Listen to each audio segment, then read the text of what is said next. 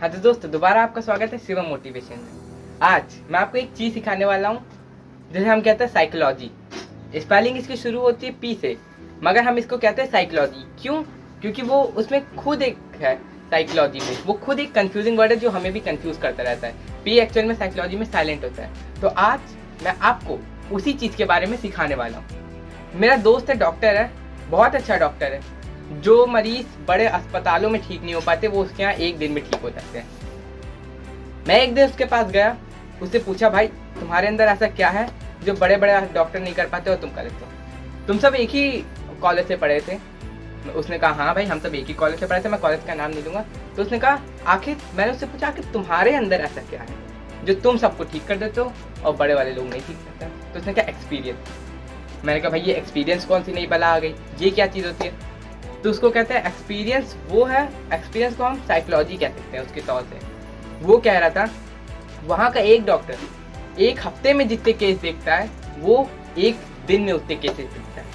एक महीने में जितने उनके यहाँ मरीज आते हैं एक हफ्ते में मेरे दोस्त के यहाँ ठीक होके चले जाते हैं। वो कह रहा है उसका एक्सपीरियंस। वो कहता है हमें मरीज देख के पता चल जाता है कि आखिर उसको क्या बीमारी है। एक्सरे, अल्ट्रासाउंड, इन सब की ज़रूरत ही नहीं पड़ती।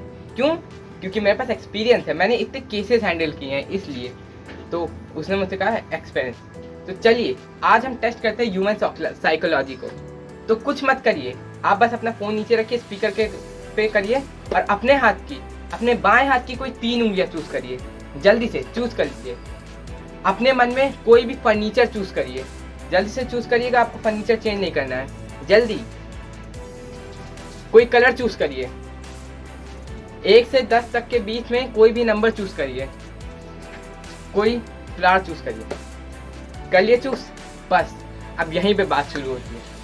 आप में से 90% लोगों ने अपने हाथ की ये 3 उंगलियां चूज करी होगी। This is human psychology. आप लोगों में से 90% लोगों ने फर्नीचर में चेयर चूज किया होगा। This is human psychology. आप लोगों में से 90% लोगों ने फ्लावर में गुलाब का फूल चूज किया होगा। This is human psychology. आप लोगों में से 90% लोगों ने एक में से 7 नंबर चूज किया होगा। This is human psychology. आप लोगों में से 90% लोगों ने लाल रंग चूज किया होगा। This is human psychology. ये साइकोलॉजी एक ऐसा खेल है जो हमारे दिमाग के साथ खेलता है और हमें पता भी नहीं चलता। हम आप सब सेम है, यही है साइकोलॉजी। आप जब सामने वालों को देखते हैं तो आप यही सोचते हैं वो क्या सोचता है, लेकिन आपको नहीं पता वो क्या सोचता है। लेकिन आपको पता है वो क्या सोचता है, वो भी यही सोचता है जो आप सोचते हैं। यही है साइकोलॉजी। दुनिया के 90% लोग एक ही जैसा सोचते हैं।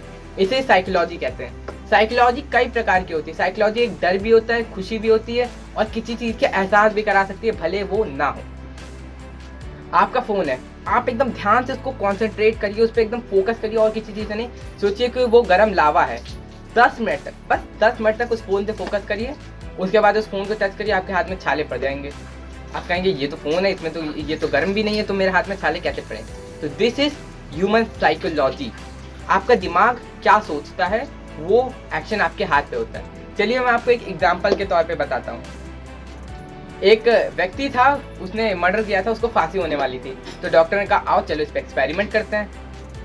तो मरीज ने, वो गए मरीज के पास, उन्होंने उसे पूछा भाई मुझे तुम्हारे साथ एक एक्सपेरिमेंट करना है, कर ले। तो मरीज ने कहा ठीक है, कल परसों में तो मरने वाला हूँ, कर लीजिए।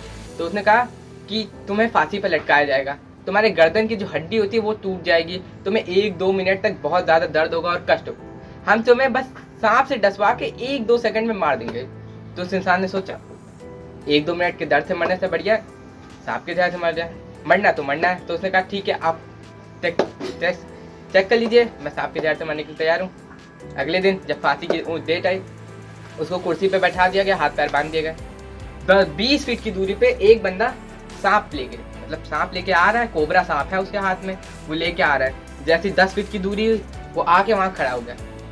तभी उस इंसान को कपड़ा, मतलब जो वो होते हैं ना फांसी के टाइम पे काले रंग का मास्क होता है, वो पहना दिया गया। और फिर यहाँ पे कहानी में ट्विस्ट आ गया। जो इंसान हाथ में कोबरा लिए खड़ा था वो साइड हट गया, उसकी जगह एक दूसरा इंसान आ गया जिसके हाथ में पिन थी। वो गया उस इंसान के पास, सांप की आवाज़ निकालते निकालते उसके पैर में पिंच कर दिया। हल्की से एकदम चींटी जैसी चोट हुई और ठीक उसके 3 सेकंड बाद 3 सेकंड बाद उस इंसान की मृत्यु हो गई।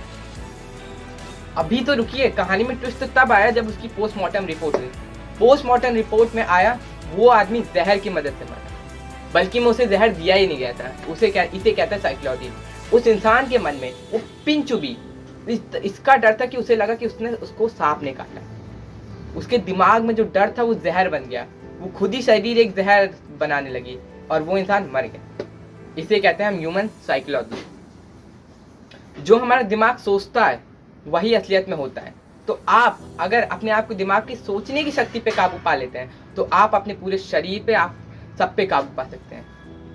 एक और एग्जांपल देता हूँ। एक व्यक्ति था जिसके बहुत बड़ा अस्तबल था। वो सभी घोड़ों को बांध के अपने गुरुजी के पास आता और कहता है, गुरुजी मुझे एक रस्सी दे दीजिए, एक घोड़ा रह गया है जिसे बांधना बाकी है, उसके लिए रस्सी चाहिए। तो गुरुजी ने कहा, हमारे पास तो रस्सी नहीं है। तो गुरुजी ने उससे कहा, तुम जाओ, उसे एक ऐसा तरीका मैं बताता हूँ कि तुम उसे बांध भी दोगे और रस्सी की भी जरूरत नहीं पड़ेगी। व्यक्ति सोचा, ऐसा क्या तरीका है कि उसे वो बंध भी जाएगा, उसे रस्सी की भी जरूरत नहीं पड़ेगी। तो गुरुजी ने कहा कि तुम जाओ, अपने हाथ से जैसे रस्सी बांधते हो उसके गले पे वैसे करो, बस बिना रस्सी के, और उसे लेके जाओ। गुरुजी ने कहा, गुरुजी ये क्या है, बिना रस्सी के वो तो भाग जाएगा। तो गुरुजी ने कहा, जाओ तुम एक बार चेक तो करो। तो व्यक्ति गया, घोड़े के गर्दन में ऐसे रस्सी बांधे जैसे ऐसा किया और उसे लेके आया। घोड़ा उसके पीछे पीछे आया, अस्तबल में आराम से आया और उसने बांध दिया। तो वो गुरु से कहा ना, गुरुजी ये घोड़ा तो रात में भाग जाएगा। और जब अगले दिन सुबह हुई तो क्या पाया, वो घोड़ा अपनी उसी जगह पे है। कहानी में ट्विस्ट तब आया जब उसने सभी घोड़ों को छोड़ दिया घास चढ़ने के लिए। सभी घोड़े चले गए लेकिन वो अपनी जगह से नहीं हटा। क्यों? क्योंकि वो उस घोड़े के दिमाग को लगता था वो अभी भी बंधा है, क्यों, मगर वो नहीं बंधा था। This is called psychology. और जैसे उस व्यक्ति ने उसके नीचे से खुंटे से उस धागे को खोला, तभी वो घोड़ा जा गया, चला गया घास चढ़ने। उस घोड़े के दिमाग में साइकोलॉजी थी कि वो रस्सी से बंधा हुआ है, लेकिन असलियत में वो रस्सी से नहीं बंधा। This is called human psychology. कोई सेल्समैन होता है, वो कहता है मैं इस स्टेट में चला गया, इस घर में चला गया, यहाँ चला गया, वहाँ चला गया, इस देश विदेश हर जगह मैंने प्रोडक्ट भेज दिया। अब उसके पास क्या आ गया, उसके पास एक्सपीरियंस आ गया, साइकोलॉजी आ गई कि सामने वाला बंदा क्या सोचेगा। वो यहाँ बैठा है, सामने वाले बंदे की लिप्स, वो सामने वाला बंदा कुछ बोलेगा नहीं, लेकिन उसे पता चल जाएगा कि ये उसकी पलके जैसे झपकेंगी ना, सामने वाले बंदे को पता चल जाएगा कि वो सामान खरीदने वाला है नहीं। क्यों? क्योंकि उसके पास एक्सपीरियंस है, उसके पास बहुत सारी साइकोलॉजी आ गई है। हम एक्सपीरियंस को साइकोलॉजी से कंसीडर कर सकते हैं। इसीलिए तो आज की इस वीडियो में आपको यही समझना है, अगर आपके पास एक्सपीरियंस है, नॉलेज नहीं है, एक्सपीरियंस है, तो आप ज़्यादा पावरफुल है जिसके पास नॉलेज है। लेकिन नॉलेज भी ज़रूरी होती है हमारे लिए। इसीलिए मैं कह रहा हूँ, आप नॉलेज के साथ साथ एक्सपीरियंस लीजिएगा। अगर आप साइंस के स्टूडेंट हैं, आप केमिस्ट्री तो पढ़ते हैं मगर प्रैक्टिकल नहीं करते। क्यों? क्योंकि आपको डर लगता है। आप पढ़ने के साथ प्रैक्टिकल करिए, आपको साइंस एकदम ईजी लगने लगेगी। आप मैथ्स के स्टूडेंट हैं, a² + b² a + b के होल स्क्वायर का फॉर्मूला आपको याद नहीं होता, बहुत सारे लोगों को याद नहीं होता। आप उसको एक्सपीरियंस करिए, मतलब अपने डेली लाइफ से उसको कुछ कंसीडर कर लीजिए, तो आपको फॉर्मूला बहुत आसानी से याद हो जाएंगे।